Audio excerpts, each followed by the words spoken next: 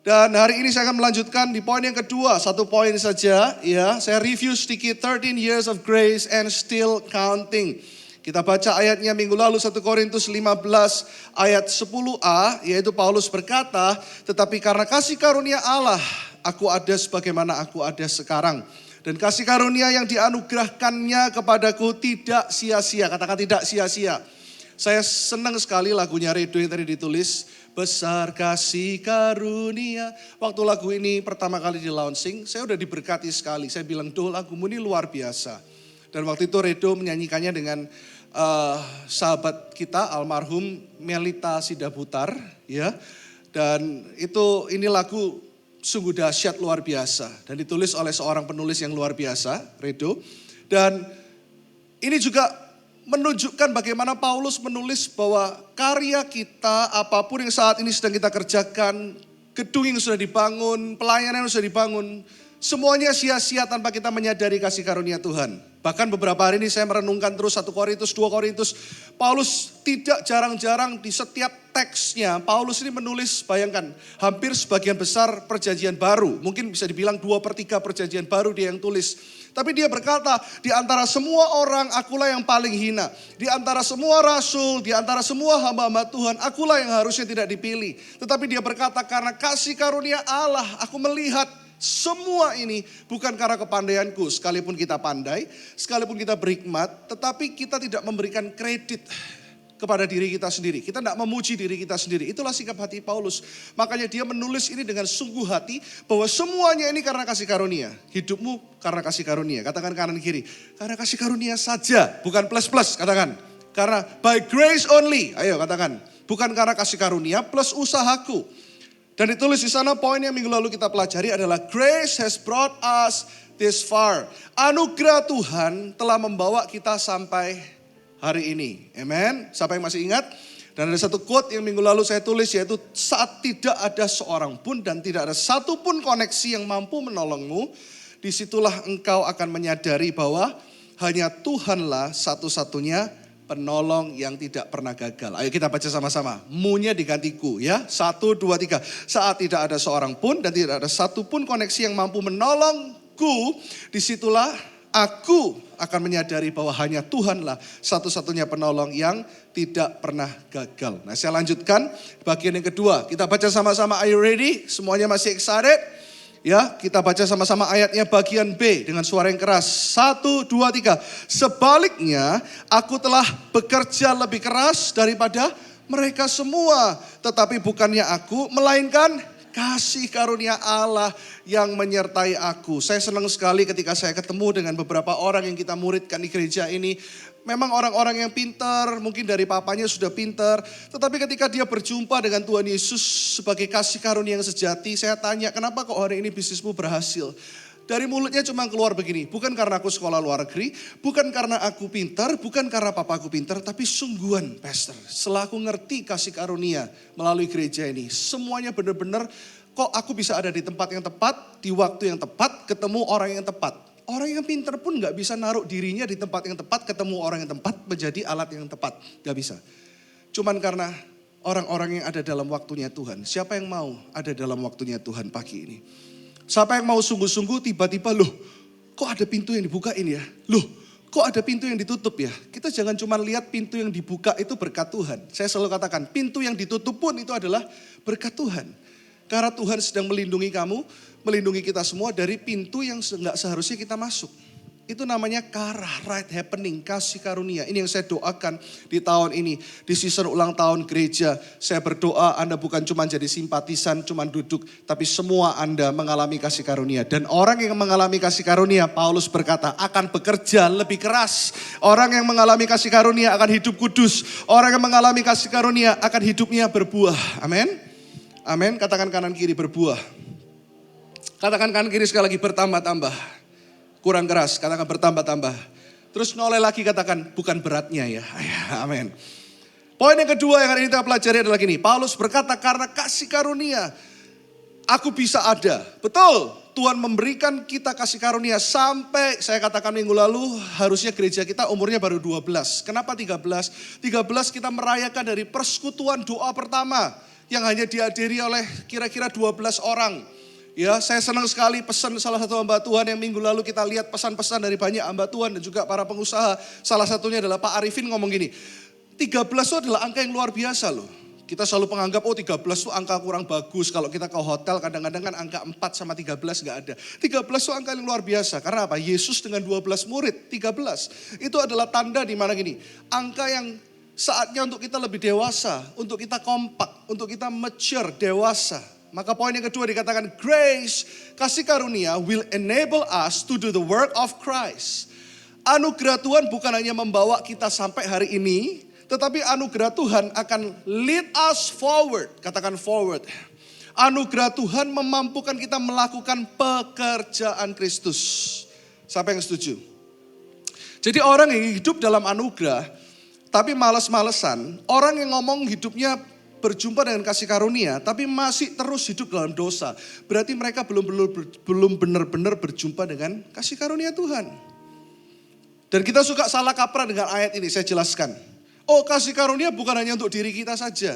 Oh, gereja kita diberkati, visi kita diberkati. Pokoknya kita, semuanya tentang kita, semuanya tentang kita. Sehingga kita gak melihat bahwa tubuh Kristus ini indah sekali. Kita ada hari ini, New Life Church, bukan hanya untuk kita dan membangun banyak gereja. No. Tapi minggu lalu saya sharekan apa yang ada dalam hati saya, yaitu gini.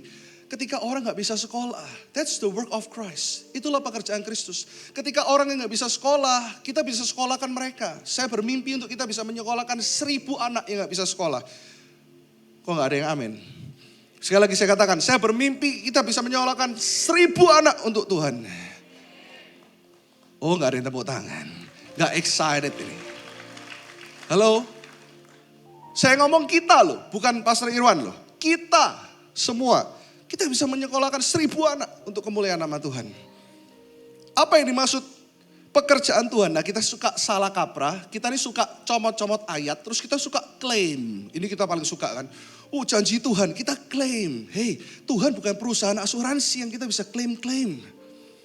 Dan kita suka salah kaprah dengan ayat ini. Saya akan buka ayatnya Yohanes 14 ayat 13 sampai 14 supaya kita lebih dewasa di season di mana kita merayakan ulang tahun gereja 2 minggu ini. Saya bacakan untuk Anda. Yohanes 14 ayat 13 sampai 14. Dan apa juga yang kamu minta dalam namaku, aku akan melakukannya. Wah, kita senang ya ayat ini ya. Apa saja yang kamu minta dalam namaku. Wah, minta mobil, tumpang tangan. Wah, nanti pulang ya toko-toko yang dibawa ini yang belum buka kita tumpang tangan supaya kita dapat gratis. Wah, kita senang nih. Kalau gratisan kita senang. Wah, ya toh. Aku akan melakukannya supaya Bapa dipermuliakan dalam anak. Jika kamu, ayat 14 kita baca sama-sama. 1, 2, 3. Jika kamu meminta sesuatu kepadaku dalam namaku, aku akan. Wah, kita suka quote ayat ini. Terus kita mulai minta, janjinya. Kita minta, wah Tuhan, aku minta omsetku naik Tuhan. Oh, di tengah krisis ekonomi yang luar biasa nih Tuhan. Indonesia yang porak-poranda Tuhan, pemimpinnya gak karuan Tuhan. Tapi tetap lindungi bisnisku Tuhan. Wah, tetap Tuhan. Aku berdoa Tuhan supaya emas naik Tuhan. Aku masih punya banyak simpanan emas Tuhan, lumayan Tuhan. Aku masih banyak keperluan. Kita mulai minta untuk keperluan kita. Karena kita quote ayat ini. Tapi mau tahu sebenarnya ayat ini ngomong tentang apa? Segala sesuatu yang kau minta di dalam namaku, aku akan melakukannya. Konteksnya ada di ayat 12. Ini berhubungan dengan poin kita hari ini. Kasih karunia memimpin kita untuk melakukan pekerjaan Kristus. Lihat ayat 12. Aku berkata kepadamu, sesungguhnya barang siapa percaya kepadaku, ia akan melakukan juga apa? Pekerjaan-pekerjaan yang. Jadi meminta dalam nama Yesus itu untuk apa? Untuk pekerjaan yang dia lakukan. Ini ngomong tentang pelayanan. Ini ngomong tentang ministry. Ini ngomong tentang jiwa-jiwa. Ini ngomong tentang jiwa-jiwa yang belum diselamatkan. Juga pekerjaan-pekerjaan yang aku lakukan. Menerima orang, menyembuhkan orang sakit. Membimbing mereka di life group. Memberi kesempatan kepada orang yang berdosa, bertemu dengan pemungut cukai, bertemu dengan orang yang tertolak, bertemu dengan orang yang dibuang. Bahkan pekerjaan-pekerjaan yang lebih besar daripada itu. Sebab aku pergi kepada Bapa.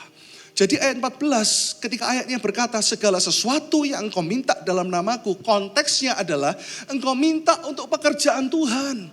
Engkau minta untuk jiwa-jiwa diselamatkan. Engkau minta untuk supaya kemuliaan Tuhan dinyatakan atas Surabaya ini. Engkau minta supaya orang-orang yang terhilang, jutaan orang di luar sana bisa diselamatkan. Itu yang Yesus maksud. Mintalah segala sesuatu dalam namaku. Ini ngomong tentang misi. Ini ngomong tentang hatinya Tuhan. Halo? Indah ayat ini. Jadi jangan pakai ayat ini untuk minta janji Tuhan dalam hidupmu. Tapi minta supaya pekerjaan Tuhan melalui gereja ini diperluas. Semakin banyak orang-orang tertolak dimenangkan. Semakin banyak orang-orang yang tidak ngerti Kristus diselamatkan. This is my dream. Saya ngomong kepada staff, kalau pagi, siang, sore digabung, memang tempat ini sudah gak cukup. Tapi saya rindu Tuhan, saya berdoa. Bukan cuma ketika digabung tempat ini bisa overflow, bukan. Tapi jam 10 saya akan semakin lihat, this is the church. Ini adalah gereja yang saya lihat. Segala usia, segala kalangan, segala ras, gak peduli ada Batak, Cina, ya Jawa, Blasteran, ya semuanya diterima di tempat ini. Dan saya berdoa Tuhan, jemaat-jemaat yang berdoa syafaat. Sekarang tahu gak Anda sebelum jam 10 dan jam 4 ada 50-an pendoa syafaat yang berdoa untuk Anda. Makin banyak orang yang datang pagian, mereka haus. Kayak waktu kegerakan zaman awal Tuhan di Korea, di Amerika. Mereka datang ketika kegerakan karismatik awal, bahkan di Indonesia. Mereka datang pagi-pagi, gak peduli siapa yang WL. Gak peduli siapa yang khotbah, tapi mereka rindu untuk berdoa. Mereka ajak temannya, mereka jemput dulu. Kalau gak cukup mobilnya, pinjam mobilnya temannya. Kalau gak cukup mobilnya temannya, Anda banyak duit beli mobil baru. Ya toh, jemputin orang-orang. Dan saya berdoa kalau semua jemaat saat ini bergerak seperti itu. Dan kita juga tetap mendoakan gereja lain. Kita juga tetap memberkati, karena kita gak bisa memenangkan Surabaya dengan kita sendiri. Tapi dengan gereja-gereja lokal lain ini kita bergandengan tangan. Saya percaya Surabaya akan cepat penuh. Dan penuh dengan jiwa-jiwa baru yang bertobat. Jiwa-jiwa baru yang bertobat. Inilah hati Tuhan, bukan hati Pastor Irwan. This is the heart of Christ. Kita bisa menerima kanan kiri kita. Penuh dengan orang-orang yang bisa datang dengan macam-macam background. Dari mana kita bisa punya hati seperti itu? Bagaimana kita bisa punya compassion seperti ayat ini berkata, mintalah. Pesan Tuhan itu cuma satu, mintalah. Apapun tentang pekerjaanku, misi, tentang jiwa-jiwa, aku akan melakukannya. Karena aku akan pergi kepada Bapa. Tahu gak pesan terakhirnya Tuhan itu apa? Selalu tentang life, kehidupan, jiwa-jiwa.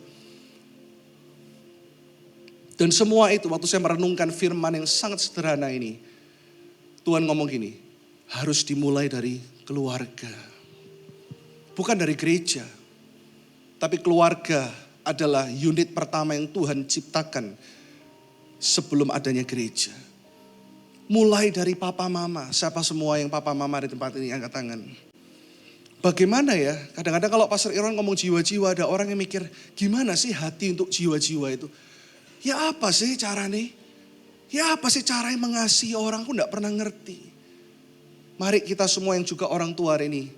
Pastor Irwan selalu katakan selamat itu sekali, bertobat apa? Setiap hari. Kemarin saya datang ke Bible Study yang dipimpin oleh Pastor Carsten, The Book of Micah, ya, kitab Mika. Pastor Carsten mengingatkan kalimat ini lagi yang menjadi kalimat, salah satu kalimat utama di gereja kita. Selamat itu sekali, bertobat kurang keras. Selamat itu sekali, bertobat. Kita perlu bertobat setiap hari. Compassion, hatinya Yesus harus ditularkan dari papa mama dulu, dari keluarga dulu. Waktu saya merenungkan firman ini, saya masih ingat dulu waktu saya SD, saya suka nginep di rumahnya engkong saya. Dan engkong saya baru bertobat, dulu gereja kita semua setiap minggu kita dibawa sekolah minggu di tengah kota, di Jalan Cempaka. Ya, setiap minggu kita dibawa ke sana, ya. Dan saya selalu kalau ke sekolah minggu disangoni, tahu orang Surabaya tahu ya, disangoni supaya bisa beli pentol di depannya, pentolnya enak. Tapi saya nggak lupa. Engkong saya tuh ketika dia ketemu Tuhan, hatinya jadi generous. Hatinya jadi cinta dengan pekerjaan Tuhan. Dan dia selalu nyangoni saya itu waktu itu gini, ini kalau duit waktu itu 5.000 udah banyak sekali. 5.000 bisa makan pentol mungkin 3 kali, pagi, siang, sore sampai kenyang ya, gak usah jajan lagi. Tapi saya selalu dipeseni, kalau ada teman-teman sekolah minggumu yang gak bawa uang atau gak punya uang, gojeng ini jangan dihabisin semua. Ya, kamu beli liang jian ko lah, gitu ya, ngomong koi dia. Kalau liang jian tuh enough. kamu udah ada ini, kamu kalau beli 5.000 itu kamu makan sampai kekenyangan kamu. Nanti kamu sisakan, belikan temanmu pentol, 10, apalagi yang enggak punya duit, berkati mereka. Kalau saya sekolah pun, saya suka nginep di rumah engkong saya, kungkung saya itu. Dia selalu pagi-pagi juga nyangoni saya, dia tanya, bakwan goreng berapa? Zaman waktu saya SD, Anda tahu beli bakwan goreng ya, nanti Anda boleh belanja bakwan goreng di depan enak ya. Pentol bakwan goreng itu satu paling harganya Rp300 ya. Jadi kalau uang 5.000 itu bisa buat makan sawarak-warak ya zaman itu. Dulu saya SD-nya di Petra di Pucang sana. Dan saya senang sekali karena di SD itu saya punya banyak teman yang macam-macam. Bahkan ada anaknya yang jual warung, itu beasiswa di sekolah.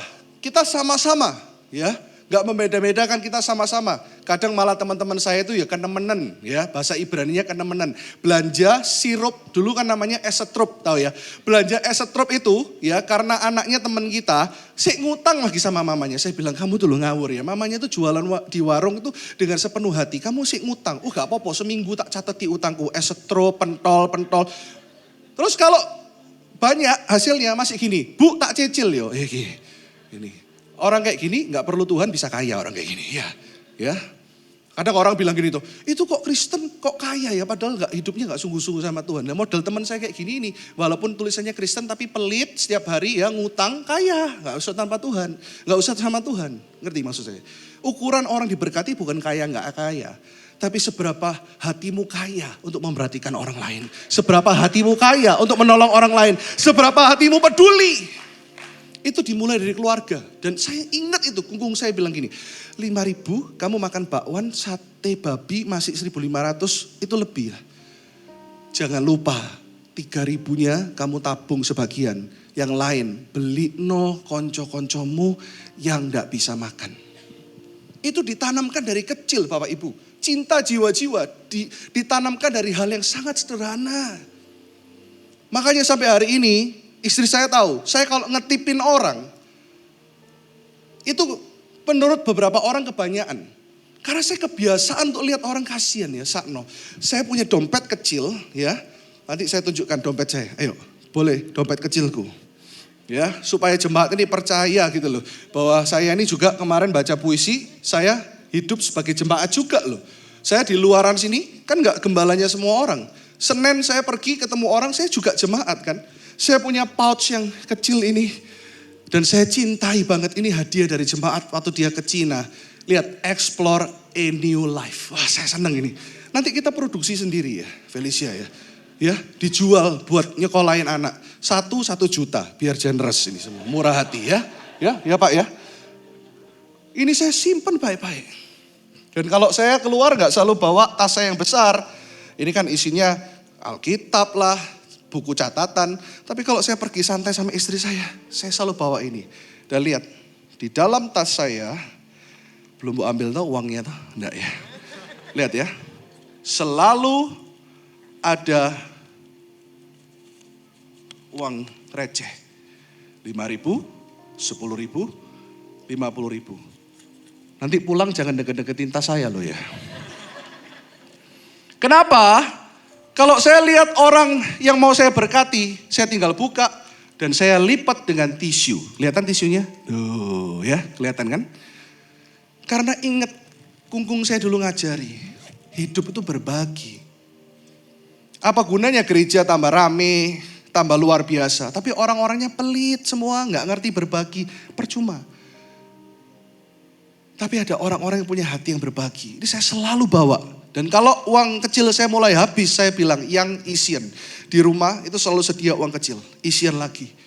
Nanti kalau ketok, saya punya satu temen, ya bukan di Setopan Kertajaya. Itu papa saya langganan koran puluhan tahun. Dan sampai hari ini saya masih setir mobilnya papa saya. Kenapa? Karena kalau saya nyetir mobil itu sendirian, kalau lagi saya nggak pakai supir, saya berdoa, saya selalu ingat, oh nilai-nilai yang ditanamkan oleh papa saya ini saya nggak boleh lupa. Saya suka kasih dia di pengkolan Kertajaya itu, hello, sudah puluhan tahun, kamu sehat ya Pak ya. Kadang dia Kalau papa saya dulu buka kaca langsung masukin koran, papa saya kasih duit dia lebih. Tapi saya sekarang kalau lagi ketemu dia, buka kaca dia masukin koran, saya bilang, Pak, sakjane wis gak zaman nih lho Pak, dodolan koran gini Pak. Semua wis pakai elektronik Pak, walaupun saya gaptek. Wah, ini Pak gak apa-apa Pak, buat kamu makan. Kadang saya ngobrol sama dia. Itu gak otomatis, itu harus dimulai dari papa mama, dimulai dari keluarga. Suatu hari, saya dan anak saya Ivanka, tadi pagi saya udah izin, anak saya yang pertama tuh kalem, tapi percayalah di sini banyak guru-gurunya, ada guru piano, ada miss-nya tahu. Ya, guru pianonya juga sepupu saya kebetulan. Anak saya ini kalem, tapi hatinya, prinsipnya kuat. Ini dia belajar terus sampai jam 2 pagi karena mau ke Shanghai untuk lomba debat di sana. Dan suatu hari, ya dia ngomong, dia selalu lihat dulu fotonya ya apa, jangan tunjukkan ke jemaat tuh. Kalau aku lagi klamsi, lagi sorry ya nak, tadi aku gak izin fotomu ini nak. Ya. Dia beli kentang tahu ya di mall mana ini, di timur. Kentang ini mungkin ada sejak ada yang TK atau SD, yang di pojokan itu loh. Dia suka kentang ini. Terus kita ketemu sama mbaknya dan waktu itu mbaknya itu bawa tongkat. Jalannya kayak gini. Iva tahu, karena saya selalu ngajari anak-anak saya dari kecil, kalau entah ke Bali lah, kemana lah, kalau ada orang kepang minta, anak saya yang pertama selalu bilang, gak usah Pak, tapi kita berkati aja. Kalau anak saya nomor 2, ya mau kepang dulu dia bilang. Pijet, ya mau pijet, malah ngomong gini, 1 jam ya, gitu. Loh nak, nanti gak cukup waktunya, gak apa-apa Pak, nanti kita berkati dia, tapi pijet dulu, itu yang nomor 2. Yang nomor 1, enggak usah. Saya kenalan sama mbaknya, saya ngomong, Fah, tanyain kenapa. Dia tanya, kenapa? Oh, baru kecelakaan, enggak apa-apa, tapi udah sembuh kok. Sudah bisa jalan, kok masih kerja? Ya kebutuhan, Pak, gini. Terus Iva bilang, Pak, saya kasih dia, ayo kamu berkati dia. Kita kasih sejumlah uang, saya bilang gini, ini buat kamu ya. Terus dia ngeluarin air mata, dia bilang gini, Pak, ratusan orang beli di sini. Gak ada satupun yang nanyain.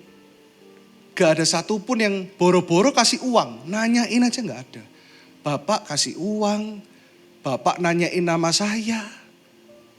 Terus waktu dia ngomong gitu saya bilang gini, nah yang terakhir gini, boleh gak kita doain kamu?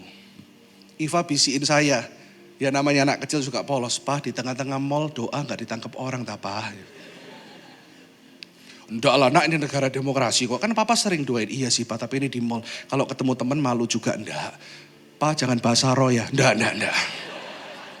Dipikir Iva doain orang kura pas kira parap. Enggak. Saya cuma pilih simple, Mbak. Kebetulan saya hamba Tuhan. Saya kebetulan pendeta. Oh iya.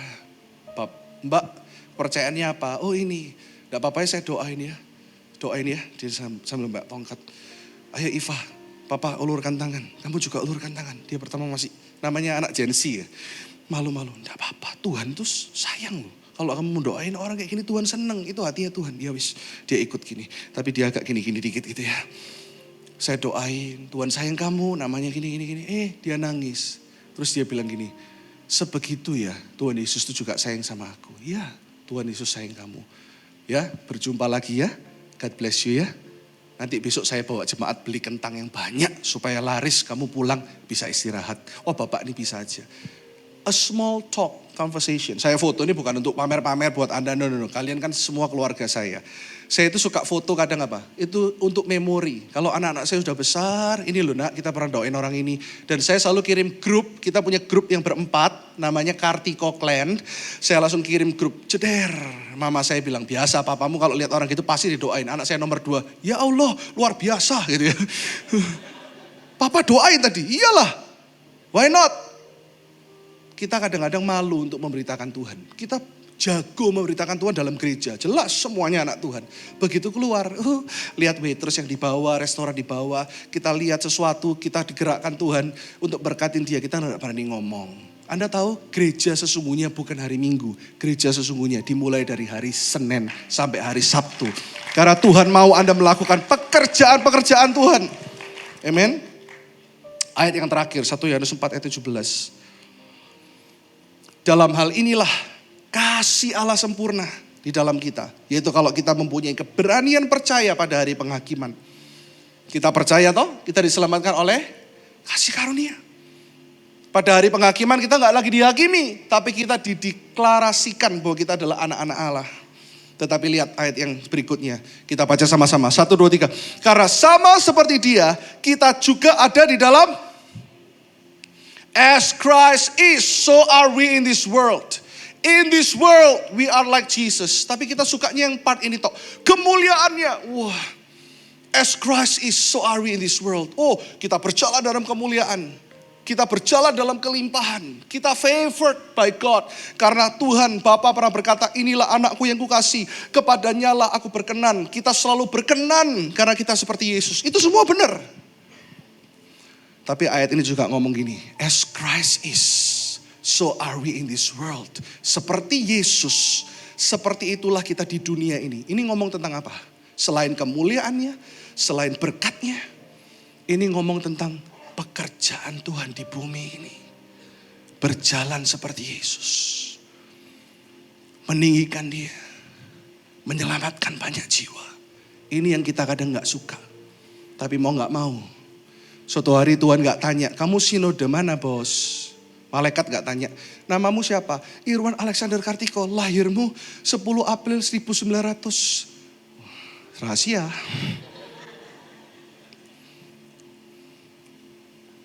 Terus dia gak nanya gini, sinodemu apa? Malaikat cuma tanya gini, berapa orang yang kamu selamatkan? Malaikat gak tanya gini, teologimu sampai mana? Malaikat gak tanya gini, pengetahuanmu, penafsiranmu, hermeneutikmu, homiletikmu sampai mana? Malaikat cuma tanya, berapa orang yang kamu kasih? Ini tugas kita bersama. Saya sangat tersentuh dengan lagu ini yang berkata, berikanku hati, nyanyikan lagu ini setiap hari. Seperti hatimu yang penuh dengan belas. Yuk nyanyi sama-sama. Katakan kepada dirimu, berikanku mata seperti matamu, memandang tuaian di sekelilingku. Berikanku tanganmu untuk melakukan tugasku. Berikanku kakimu melangkah dalam rencanamu. Apa? Sama-sama dari hatimu katakan, berikanku hati. Ayat ini berkata seperti Yesus, seperti itulah kamu. Berarti seperti hatinya Yesus, seperti itulah hati gereja ini. Seharusnya seperti itu. Seperti Yesus, seperti itulah life groupku. Saya selalu ingatkan tahun ini kemarin Pastor Kasen huddle ya dengan 10 orang di bawahnya. Jadi Pastor Kasen punya 10 orang di bawahnya sebelum yang lain. Saya ingatkan, life group bukan community club. Life group bukan hanya seneng-seneng kita semua main padel ya, ayo boleh main padel, tapi ajak jiwa baru. Life group, kalau life group cuman lu dan gua cocok sama-sama, gak ada jiwa baru. Itu namanya bukan life group, namanya Lions Club, dance sekalian aja. Ngerti maksud saya? Life group harus buka hidupnya, kita harus menjadi suratan yang terbuka. Ada orang yang kurang, terima di life group. Ada orang yang masih berdosa. Justru itu gunanya life group. Jangan dibilang, iku pendosa lu, ojo lu. Apalagi, iku pelakor, iku medeni, ojo. Gak boleh. Jangan ngerasani orang. Iku lu, mari ngerebut bojoi wong iku. Ojo nang life group kene, ojo minggirno. Hei, kalau suamimu takut Tuhan, jangan takut sama pelakor atau kuntilanak. Percayalah, malaikat menjagai suamimu.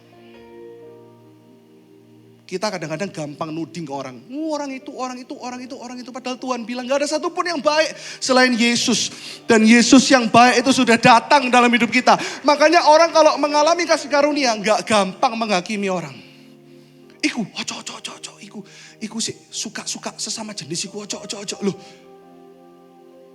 Apa bedanya sama kita yang suka ngerasani orang? Gak ada bedanya. Dosa ya dosa di hadapan Tuhan. Bukan berarti saya mengecilkan dosa lo ya, bukan. Tapi orang yang penuh kasih karunia bisa terima orang lain.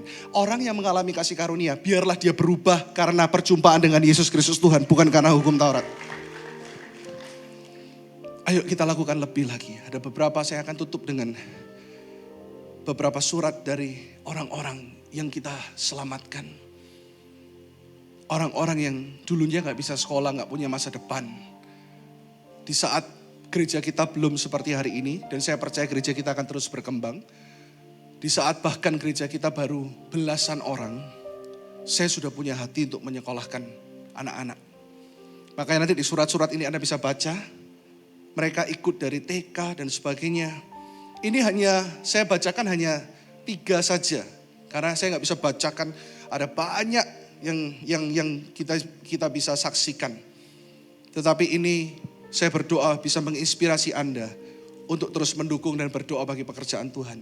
Karena setiap taburanmu, percayalah, setiap uang yang kau tabur. Kenapa kok Pastor Irwan tuh ngomong gak ada beban ya? Beberapa orang selalu tanya, Pastor Irwan tuh kalau ngomong uang apa gak ada beban ya? Karena memang bukan saya yang pegang duit gereja ini.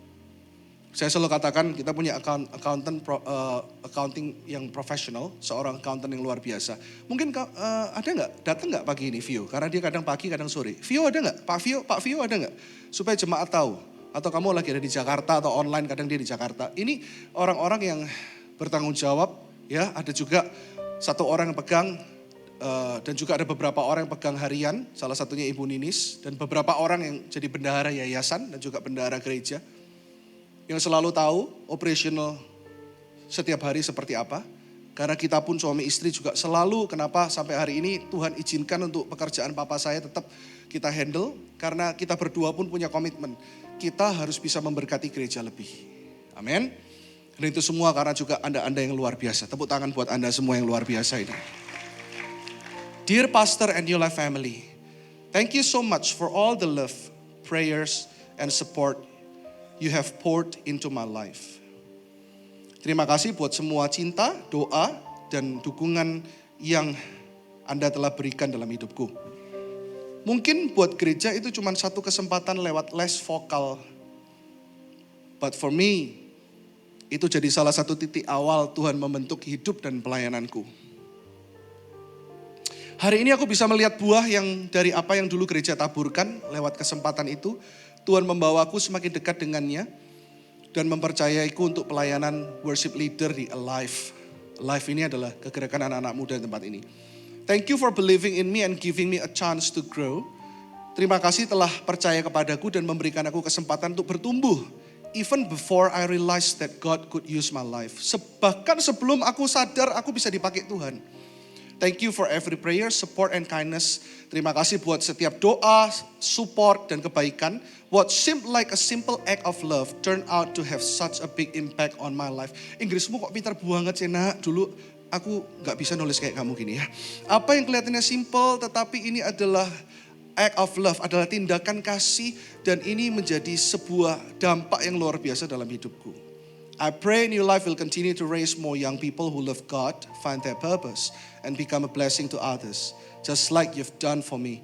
Aku berdoa supaya New Life tetap bisa membangkitkan banyak anak-anak muda yang cinta Tuhan, menemukan tujuan hidupnya, dan menjadi berkat untuk orang lain. Seperti apa yang Anda telah lakukan kepada hidupku. I'm forever grateful. Love you all and God bless. Dan kalau gak salah, saya gak sebut nama, tapi anak ini sekarang sudah kuliah, diterima di kedokteran, fakultas kedokteran gigi. Ya, tepuk tangan yang meriah buat Tuhan Yesus. Wow, forever grateful. Saya awal bergereja di NLC dikenalkan oleh paman saya. Saat itu saya masih TK, jadi ikut sekolah minggu di Panglima Sudirman, belum di CW. Saat pindah ke CW, saya belum terlalu kenal dan dekat dengan siapa-siapa kecuali guru sekolah minggu saya. Saat saya lulus dari sekolah minggu, saya mengikuti komunitas youth, yaitu Alive. Di Alive saya juga jadi mengenal orang-orang dan akhirnya saya pelayanan di sekolah minggu dan juga praise and worship Alive. Saya sangat bersyukur karena gereja sudah membantu pendidikan saya sampai tuntas.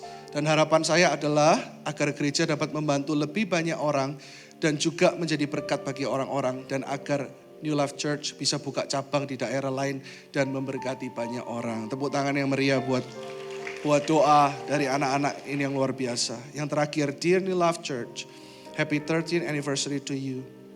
First of all, I want to thank you for being my home for 5+ years. 5+ years. I'm so grateful to be a part of your family. You have helped me with lots of things. Terima kasih karena sudah menjadi rumah selama 5 tahun lebih. Aku bersyukur menjadi bagian dari keluarga ini. Dan kalian sudah membantuku dengan banyak hal. Thank you for supporting me throughout my academic journey. Terima kasih telah membantu aku dalam akademisku. Juga pelayananku, my ministry, a place where I could grow closer in Christ. Tempat di mana aku bisa menjadi lebih dekat dengan Tuhan. I hope NLC will grow more and more. Aku berdoa supaya New Life Church bisa bertumbuh lebih lagi. Especially, I want to see God win over lots of youngsters through this church. Thank you and God bless you. Lots of love. Bahkan aku berdoa supaya gereja ini menyelamatkan lebih banyak jiwa-jiwa anak-anak muda. Ini doa mereka yang sederhana. Dan yang menyentuh saya kemarin, saya baca banyak suratnya, saya bilang sama sekretaris saya, 3 ini cukup. Nanti kalau dibacakan semua, pastor tambah terharu, nanti tiba-tiba nangis, kebaktiannya tambah panjang, nanti kebaktian kedua molor. Wis, kita bacain aja 3 ini. Dan saya suka sekali mereka menangkap hatinya Tuhan. Mereka selalu dalam doanya, bukan cuman gini, thank you ya sudah bayarin aku sekolah. Tapi selalu udah gini, aku berdoa supaya teman-temanku bisa diselamatkan. Aku berdoa supaya banyak jiwa diselamatkan. Belajarlah dari anak-anak kata Tuhan. Mari kita jadi anak-anak yang mau rendah hati dan mau terlibat dalam pekerjaan Tuhan. Supaya visi Tuhan digenapi melalui hidup kita semua. Konklusinya, seseorang yang sungguh mengasihi dan mengalami Tuhan tidak akan berhenti pada pengalaman pribadi. Hatinya akan semakin dipenuhi kasih bagi jiwa-jiwa yang terhilang.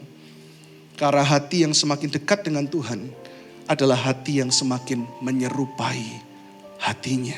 Mari kita bangkit berdiri Life Church. Kita kasih tepuk tangan buat gembala kita yang agung. Namanya Yesus Kristus. Kasih karunia itu bukan hanya untuk kita. Tapi untuk setiap orang yang Tuhan tempatkan saat ini. Sederhana. Dari keluarga kita dulu, siapa yang belum diselamatkan ya? Saya rindu dan saya bersyukur jemaat ini bertumbuh secara organik. Bukan karena papan pengumuman, bukan karena iklan, bukan karena apa. Tetapi karena ada anak muda yang bertobat. Mulai ajak adiknya, mulai ajak mama papanya. Bahkan ada 3 generasi yang sudah tidak sedikit 3 generasi yang beribadah. Opa, oma, engkong, emak, anak, mantu, cucu-cucu. Ini gak boleh pudar. Ini harus terus. Apapun yang kita kerjakan harus mikir. Ini berkat untuk jiwa-jiwa. Siapa lagi yang bisa aku berkati? Siapa lagi yang bisa aku sekolahkan? Apalagi yang kira-kira harus disupport di gereja ini ya. Karena kenapa? Anda ingat yang mendoakan gereja ini. Sampai berumur 100 tahun, 200 tahun. Kalau Yesus belum datang, gereja ini akan terus berdiri. Kita sedang menabur untuk kekekalan. Kita minta sungguh-sungguh hatinya Tuhan hari ini. Semua tutup mata, taruh kedua tangan di hatimu. Simple. Anda atlet, Anda pengusaha, Anda banker, Anda staff di kantor dimanapun. Taruh kedua tangan sederhana di hatimu. Aku berdoa sungguh-sungguh Tuhan. Kasih karunia-Mu cukup bahkan lebih dan berlimpah-limpah atas kami. Buat kami melakukan apa yang Kau mau. Grace has brought us this far. Ya, aku tahu anugerah itu telah membawa aku sampai hari ini. Tetapi gak stop di sana. Tapi anugerah itu membawaku untuk melakukan pekerjaan-pekerjaan Kristus. Pekerjaan apa lagi yang akan Kau titipkan dalam hidupku Tuhan. Usahaku, keluargaku, semuanya ini adalah kasih karunia dan titipan-Mu Tuhan. Hari ini aku mau berdoa untuk jemaat-Mu pagi jam 10 ini Tuhan. Bahkan untuk siang jam 12 dan jam 4 sore nanti. Jadikan kami umat yang tidak egois dan memikirkan kasih karunia untuk diri kami sendiri. Tetapi kami mau melangkah dalam kehendak-Mu. Sama-sama katakan pakai hidupku Tuhan. Sama-sama katakan, pakai hidupku Tuhan. Andai bahkan jauh dari Tuhan, kasih karunia-Mu membawa kami kembali. Besar kasih karunia yang Engkau tunjukkan, Yesus.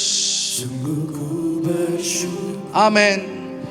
Tinggi melebihi langit, Melebihi langit, Kau angkat diriku. dekat ke tata kasih karuniamu. Sekali lagi sama-sama angkat kedua tanganmu. Kasih karunia Tuhan yang begitu besar. Amin. Besar Pakai hidupku Tuhan. kasih karunia yang Engkau tunjukkan, Yesus. Haleluya. Ku bersyukur. Tinggi melebihi langit, Kau angkat diriku. Dekat ke tata kasih karunia. Lebih lagi kanan kiri depan belakang, angkat kedua tanganmu. Serahkan hidupmu, keluargamu, pekerjaanmu, katakan. Besar kasih karunia yang Engkau tunjukkan, Yesus. Sungguh ku Sungguh ku bersyukur. bersyukur. Tinggi Amin. melebihi langit, Kau angkat diriku. Dekat ke tata kasih karuniamu. Semangat saja katakan dengan lembut. Besar Kasih karunia yang Engkau tunjukkan, Yesus. Sungguh ku bersyukur. dari hatimu katakan. Tinggi. Amin. Melebihi langit, Kau angkat diriku. Dekat Ke tahta kasih karuniamu. Tepuk tangan yang dahsyat buat Tuhan kita Yesus. Sekali lagi angkat kedua tanganmu. Seperti ini. Seperti engkau menyerahkan sekali lagi kepada Tuhan. Semuanya tutup mata dan serahkan kedua tanganmu. Kali ini suami istri gak usah bergandeng tangan masing-masing. Aku berdoa supaya kedua tangan berlubang paku turun atas kedua tangan jemaatmu ini Tuhan. Mereka tahu hidup mereka berarti ketika ada orang lain yang bisa menemukan arti hidup melalui hidup mereka. Jadikan gereja ini dewasa dalam cinta yang berlimpah-limpah. Mengasihi jiwa-jiwa. Dan apapun yang kau percayakan saat ini Tuhan, sekalipun kelihatannya kecil, tapi itu akan menjadi besar. Di dalam nama Yesus, kasih karuniamu turun. Semua yang percaya hidupmu akan dipakai Tuhan. Bukannya diberkati, tetapi dipakai Tuhan. Untuk memberkati banyak orang. Sama-sama katakan amin. Lebih dahsyat lagi katakan amin. Tepuk tangan lebih dahsyat. Katakan kanan kiri, katakan gini. Katakan gini. Selamat Anda mau dipakai Tuhan lebih. Ayo diselamati dulu. Selamat live groupmu mau dipakai Tuhan lebih. Selamat hidupmu mau dipakai Tuhan lebih. Silakan duduk.